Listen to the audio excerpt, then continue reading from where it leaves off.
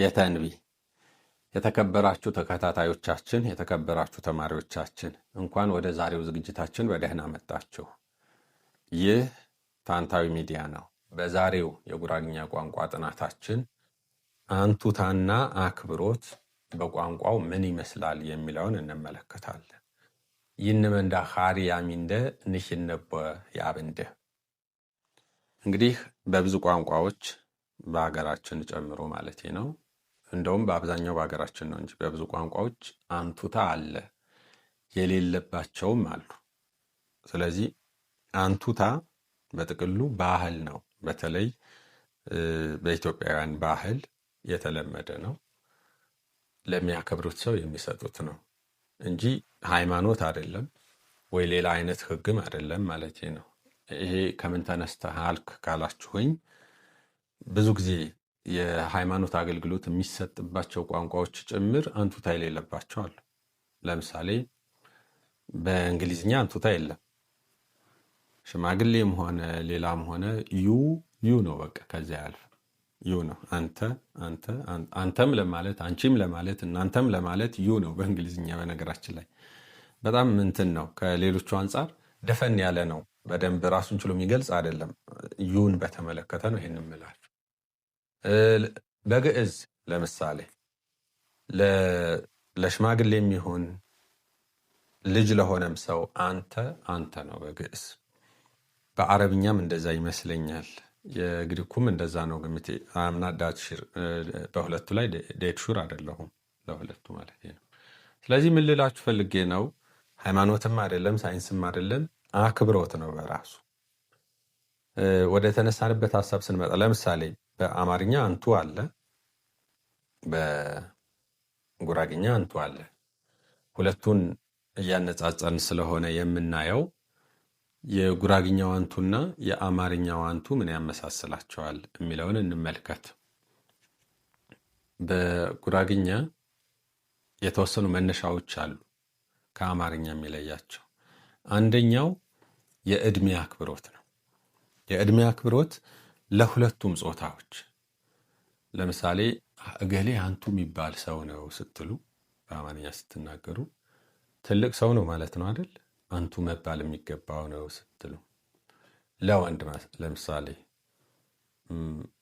አቶ ወርቅነህ አንቱ የሚባሉ ሰው ናቸው አላችሁ። ለወርቅነሽ ቢሆንስ ወይዘሮ ወርቅነሽ ምን የሚባሉ ነው ትላላችሁ? አንቱ የሚባሉ ሰው ናቸው ትላላችሁ። ለአቶ ወርቅነህም ለወይዘሮ ወርቅነህም ምንድን ነው አንቱ፣ አይለይም ማለት ነው። ጉራግኛ ሲሆን ምን እንላለን?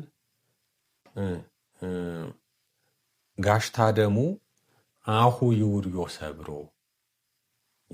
አሁ ለወንድ ነው ጋሽታ ደሙ።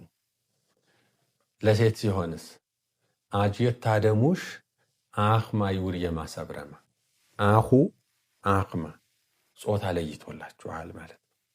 ከአማርኛ አንጻር ጉራግኛው ያለው አንዱ አድቫንቴጅ ይሄ ነው፣ ጾታ ይለይላችኋል። ይሄ በጣም የተለመደ ነው በሁለቱ ቋንቋዎች መካከል ስታወዳድሩ።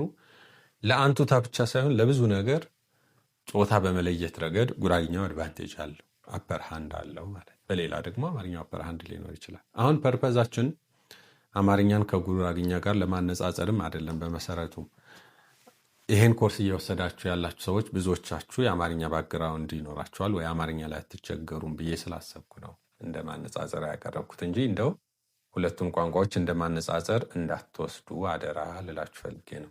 ስለዚህ የአማርኛው አንቱ ወደ ጉራግኛ ሲሄድ ወደ ሁለት ቦታ ሊሄድ ይችላል። አሁ ሊሆን ይችላል፣ አህማ ሊሆን ይችላል ማለት ግልጽ ነው ብዬ አስባለሁ። ያልገባችሁ ነገር ካለ ልጠይቁን ትችላላችሁ። ስለዚህ አሁ ለምሳሌ አንቱ ይባላል እገሌ የሚለውን ምን ትሉታላችሁ ማለት ነው? አሃ ዩሪ ይባላል ቀጥታ፣ ወይ ደግሞ የሁ ዩሪም ይባላል። ግልጽ ለማድረግ ያህል የህ ማለት በጉራግኛ ወደ አማርኛ ስትመልሱት ምንድን ነው? እንካ ማለት ነው አይደል? የሁ ዩሪ ማለት እንኩ ይባላል ማለት ነው። ወደ አማርኛ ቢመጣ ትርጉም አይኖረው፣ ለጉራግኛ ሲሆን ግን ትርጉም አለ።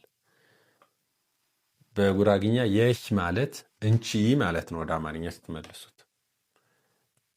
የህማ ይውርየማ ማለት እንኩም የሚባሉ ሰው ናቸው ለማለት ነው። ወደ አማርኛ አንጥታችሁ እሳቸው እኮ ትልቅ ሰው ናቸው እንኩ ይባላሉ ቢባል አይሆንም ማለት አንቱ ይባላሉ ማለት ነው። ስለዚህ ትንሽ ኮንፊውዝ ካደረጋችሁ ሰመራይዝ ለማድረግ በአማርኛ አንቱ የሚባለው 4 ሊፈታ ይችላል ወደ ጉራግኛ። በደንብ አድምጡኝ፣ እዚህ ጋር ይጠቅማችኋል። በአማርኛ አንቱ የሚባል ሰው ወንድ ከሆነ በጉራግኛ ምን ይባላል? አሁ ሊባል ይችላል 1። የሁ ሊባል ይችላል 2። ይሄ ወንድ ከሆነ። ሴት ከሆነችስ ኦር ሴት ከሆኑ ትልቅ ሰው ሆነ ሴት ከሆኑ የህማ ሊባሉ ይችላሉ፣ አህማ ሊባሉ ይችላሉ ማለት ነው። አያችሁት ምን ያህል ግልጽ እና ዝርዝር እንደሆነ። አንዱ የአማርኛው ቋንቋ የአማርኛው ተርም ለጉራግኛ 4 ሚኒንግ ልትሰጡት ትችላላችሁ። ስለዚህ ሞር ዲቴይል ነው ከአማርኛ አንጻር ጉራግኛው በዚህ በአንቱታ ዙሪያ በጣም ዲቴይል ነው የሚለውን ልነግራችሁ ፈልጌ ነው። ስለዚህ እንደው ድንገት ከተማ ያደጋችሁ ሰዎች ኦር በልጅነት የወጣችሁ ሰዎች ወደ ሀገር ቤት ስትመለሱ እንደዚህ አይነት ነገር ሊገጥማችሁ ይችላል። አህማ ልትሉ ትችላላችሁ፣ የህማ ልትሉ ትችላላችሁ፣ አሁ ልትሉ ትችላላችሁ፣ የሁ ልትሉ ትችላላችሁ ማለት ነው። አንድ አንቱን ብቻ ለመግለጽ ነው ይሄን ሁሉ። ቀጥሎ ግን ይሄ በነገራችን ላይ ኮንፊውዝ እንዳያደርጋችሁ በደንብ አጥኑትና ጠይቁ። እሺ ተጨማሪ ማብራሪያ የሚያስፈልገው ከሆነ በሌላ አገላለጽ የሚገልጽ ቪዲዮ ሰርተን እናቀርብላችኋለን። ግልጽ ከሆነ ጥሩ ነው። ምክንያቶቹን አንስተን ግን የዛሬውን ትምህርታችን እናጠቃለል። አንቱ የሚባልባቸው ምክንያቶች ቅድም ብያችኋለሁ። በጥቅሉ አክብሮት ነው አንቱታ የትኛውም ቋንቋ ላይ። ሁለቱን እንደ ምሳሌ እያየን ነው፣ አማርኛና ጉራግኛ። ከአማርኛ ደግሞ ይበልጥ ለየት የሚያደርገው ነገር እዚህ ጋር ታያላችሁ። በአማርኛ አንቱ የሚባሉ ሰዎች ለምንድን ነው አንቱ የሚባሉት? ሪዝን አለው። በጉራግኛም ተመሳሳይ ሪዝን አለው፣ ግን ተጨማሪ ያለው የመጀመሪያው የእድሜ አክብሮት። ሰው በእድሜ ሲያረጅ አንተ አይባልም፣ እንደ ነውርም ጭምር ነው። በነገራችን ላይ ያሰድባል። ትልቅ ሰውን አንተ ብሎ መጥራት ያሰድባል። ተጣልታችሁ እንኳን ቢሆን እያስከፋችሁ እንኳን ቢሆን እገሌ በደሉኝ ይባላል እንጂ እገሌ በደለኝ አትሉም። እድሜው ትልቅ አረጋዊ የሆነ ሰው ማለት ነው። አክብር ገጽ አረጋዊ የሚባል አለ። ይሄ በጉራጌ ዘንድ በጣም የምንኮራበት ባይዘ በጣም የሚያስደስት ካልቸር ነው። መቀጠል ያለበት ነው። ትልቅ ሰው አንተ አይባልም፣ አንቱ ብቻ ነው የሚባለው ነው። ስለዚህ አንደኛው የእድሜ አክብሮት ነው ባጭሩ። ሁለተኛው የማዕረግ ነው። የማዕረግ ይሄ የስልጣን የክብር፣ ለምሳሌ አካባቢ ላይ የሆነ ገዢ የሆነ ኦር በአካባቢ ላይ አበጋዝ ወይ ዳሞ የሚል አጅየት የሚል እንደዚህ አይነት ማዕረግ ያለው ሰው እድሜው አረጋዊ እንኳን ባያስብል፣ እርግጥ አሁን የጠራናቸው ማዕረግ አብዛኞቹ ከእድሜም ጋር የሚጠጋጉ ናቸው። ግን አንዳንዴ በእድሜ ሽማግሌም ላልሆኑ ሰዎች ይሰጣሉ እና ያ ሰው እድሜው እንኳን ትልቅ ባይሆን ለማዕረጉ ሲል ኦር ጀብድ የሰራ ሰው፣ ለአካባቢው መልካም ስራ የሰራ ሰው፣ በቀድሞ ጊዜ በንግስና ስርዓት ጊዜ ደግሞ ጎንደር ሆነረም ይባላል። ለንግስናው ምልክት የሚደረጋል እንደ አምባር ነገር፣ ያ የተደረገለት ሰው አንቱ ይባላል።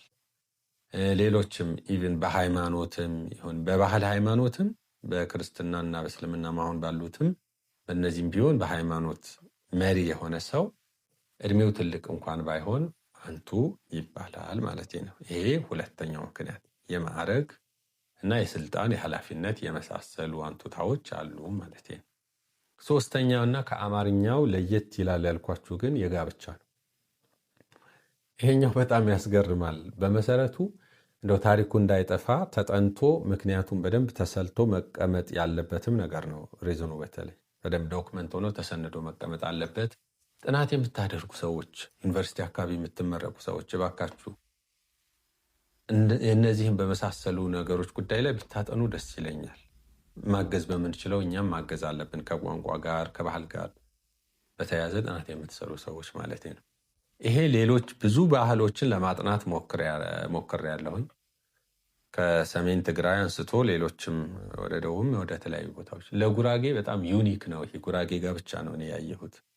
ይሄኛውም የጋብቻ አንቱታ ያልኳችሁ ማለት ነው። ለምሳሌ አንዲት ሙሽሪት ታጭታ አግብቶ አመጣት ወደ ቤቱ ወር ወደ ወንዱ ቤተሰብ ተቀላቀለች አይደለም። እሷ በሙሽርነት ወደ እነሱ ቤት ከመምጣቷ በፊት የተወለዱ ትንሽዬ ህፃናት እንኳን ቢሆኑ አንቱ ትላለች። ይሄ በጣም አስገራሚ ነገር ነው።